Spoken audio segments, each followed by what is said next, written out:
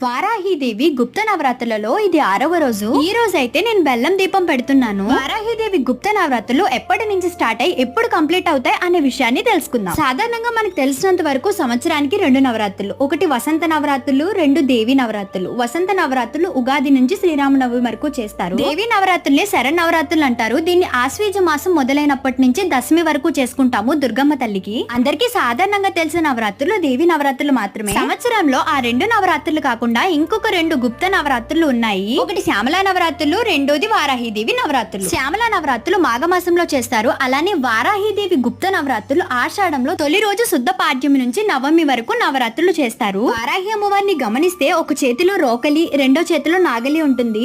అంటే అమ్మవారు భూదేవత అని అర్థం. కాబట్టి మన వ్యవసాయం బాగుండాలన్నా, ఇల్లు కట్టుకోవాలన్నా, భూములకు సంబంధించి ఏదైనా సమస్యలున్నా, ఏదైనా అంతు చిక్కని సమస్యలున్నా, ఆరోగ్యపరంగా బాగా లేకపోయినా అంతా బాగుండాలని అమ్మవారిని